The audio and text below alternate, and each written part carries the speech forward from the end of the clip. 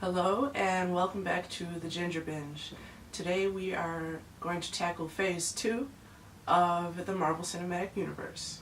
So we're going to start off with the worst film, and this not only is the worst film of Phase 2, I think it is the worst film of the entire Marvel Cinematic Universe. Maybe the worst superhero film ever made, and that is Age of Ultron. This shit is trash.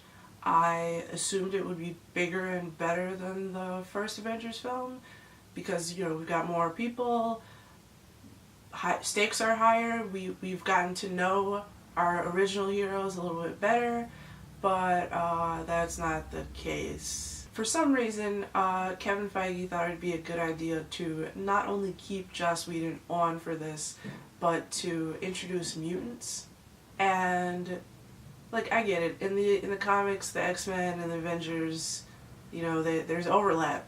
But if we don't own the rights to it, you should just dead that shit. Because whatever that was not... those twins are not Wanda and Pietro. They're Target brand other people.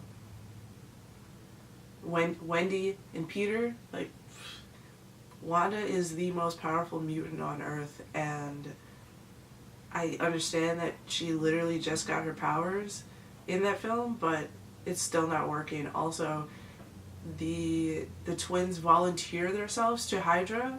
Their parents are Holocaust survivors, so it's kind of super disrespectful to make them get experimented on, volunteer to get experimented on by Nazis. That's fucked up. They failed with Ultron. He's just Frankenstein. We've seen it all before. Oh, I hate my creator. Let me look on the internet. Oh shit, humanity's evil. Let me kill them all. Okay. The two good things I have to say about this film is that a hero actually stays dead. I love the Hulk and the Iron Hulk scene. Kudos to Joss for asking Andy Serkis to play Claw, because that's the best thing he's ever done for the MCU. Other than that, he just... There's a reason why they stopped after that. They were like, you didn't make magic happen, Joss. You suck. The second worst film of Phase 2 is Iron Man 3. I went into this film expecting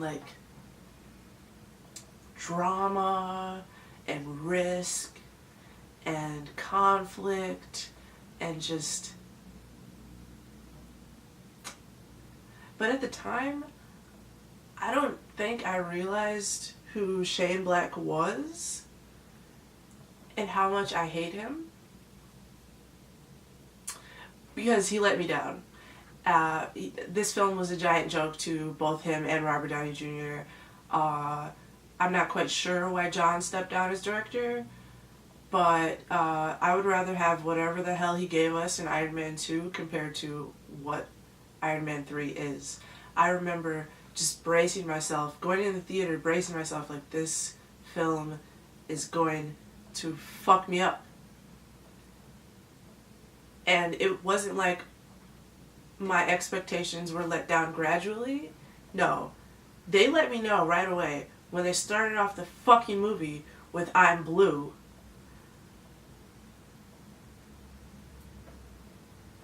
I was like, you got me. You fucking got me. And boy, did they got my money. And I learned my lesson. To not trust anyone. Trust no bitch.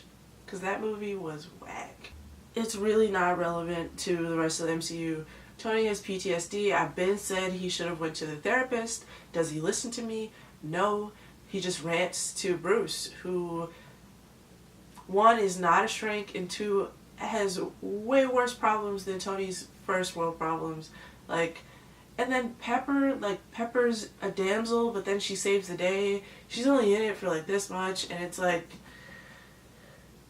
can you guys give her a suit? Like, she's in the suit for like 20 seconds and it's like glorious, but like, and Tony invites the fucking Mandarin. He's like, yeah, my address, this my address. You fuck with my friend, I'ma fuck you up. You come get me, man. Don't prey on innocent people like Happy. Fuck with me. And he just Pepper's in the house, dude. Like, what the fuck, man? The third worst film in Phase 2 is Thor 2.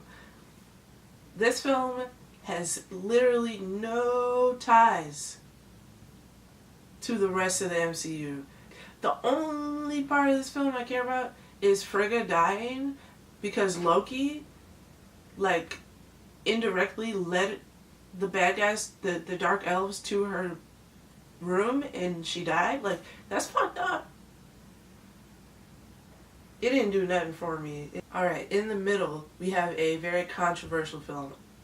Either you love this film or you hate this film, and that is Ant-Man. Because I don't like Edgar Wright, and I don't ever want him to touch anything that I love. And that includes the Marvel Cinematic Universe. So, when he dropped out, I was like, God is real. She has answered my prayers.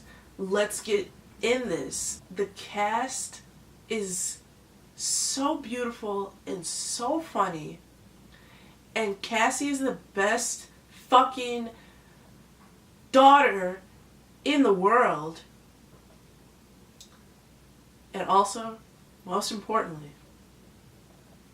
it has my favorite character in the entire MCU. And that is Louise. I realized that I like this film because not just for the humor and the awesome cast, because I love a heist movie. So heist movie, Louise, that's all you need. Second best film of Phase 2 is Guardians of the Galaxy. This is a film that not very many people knew what it was about. No one expected it to be great. And yet it was a sleeper hit. Like, it surprised everyone. It is so well done. All props to Nicole Perlman. Not some props. I credit why that film is great because of her. She is an amazing writer. James Gunn is nothing without her, as you will learn in Phase 3. She did what she had to do. Like, that film is damn near perfect. These individuals who aren't very interesting on their own, to be completely honest, come together and they're the best group anyone could ever ask for. They're all in it together. It's reminiscent of the 80s buddy cop genre. They have their differences, but when they come together, they make shit happen. We as humans, we like to see humans or humanoids. So if we're not going to be on our own planet, you have to give us something to relate to, and those things are Peter and the soundtrack. Outside of Asgard, we haven't been off Earth before. And like, none of them understand Terran pop culture, and that's always a fun gag. Like, who watched a Bradley Cooper movie and was like, why is that? Like, it works though. Like, it really does work. I love that film. It's a feel good. Out of all of the MCU films up to this point, it's the one you want to watch when you want to feel good. And the best film of Phase 2, to no one's surprise, it should be everyone's number one of Phase 2 and a lot of people's number one in the entirety of the MCU, and that is The Winter Soldier. Before this film, I didn't know that Marvel had it in them to make something so gritty and violent and dark and fucking beautiful. Like, it's just such an honest film in its subject matter. It's addressing, like, real shit, tangible American conflict that I can see happening in the foreseeable future. But it's also very bare bones. It's not really an ensemble cast. We just have a handful of people that and we only really know 3 of them. They come together to destroy an institution that we trusted for the past 50, 60 years. He wants to become a 21st century man, and he's doing his homework. He's trying to adjust and be a normal human being because he realizes that he can, now that the Nazis are gone, he can do whatever he wants to do. But the thing is, Cap, just because Hitler's dead does not mean that the Nazis are gone. They're right under our noses, and it is up to you and all of us to destroy them. That's my gripe with Joss, is that he writes Cap like a Republican grandpa, and he's just not, okay? He will never be that. And Cap is funny and flirty and not a prude at all. They're gonna kill Captain America and act like no one will notice. Like, what the fuck was their plan? Like, what the fuck are you talking about? And then they wanted to kill Nicholas J. Like, pump the fucking brakes. You got me all the way fucked up. And not only were they trying to kill Nicholas J., they brought out their top dog to kill Nicholas J., which just happens to be Bucky, who they've had on ice on and off for the past 70 fucking years. Are you fucking kidding me, dude? Like, you're gonna use my best friend to kill my new homie? Everyone needs a fucking Cap in their life. Everybody needs a Sam in their life to be a ride or die. And everyone needs a Cap in their life to fucking, even when you want to kill me, I'll be there for you.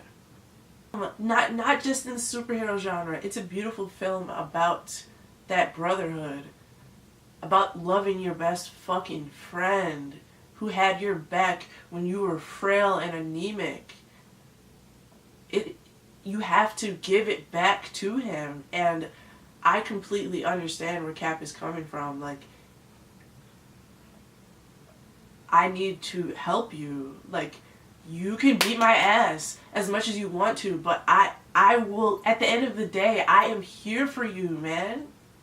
Who knew that the dudes from Community and Arrested Development could deliver like this? Like, I sure as hell didn't. I'm gonna be completely honest with you. I had no fucking idea that this was even possible. And I love the fight choreography in this film. It is so well thought out. It's not just like, you know, wham, pow, like we're used to. Like, it is very, very violent. I'm surprised that this film was not rated R, because Cap comes out of the gate, like, killing niggas, like, throwing his shield like I ain't never seen him throw it before. Like, it is very violent. And it's beautiful.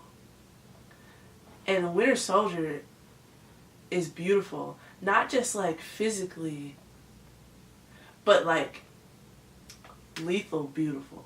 You know, like, Grim Reaper beautiful. Like, I'm scared beautiful. I feel like everyone agrees that the Winter Soldier is fire. And that's why it's #1, bitch. Those are my rankings for Phase 2, and let me know if you agree, disagree in the comments, like, dislike. I know I would. I know there are some things that I don't agree with in this video. And I will catch you in the final Phase 3 video. And? What'd he say? He said yes.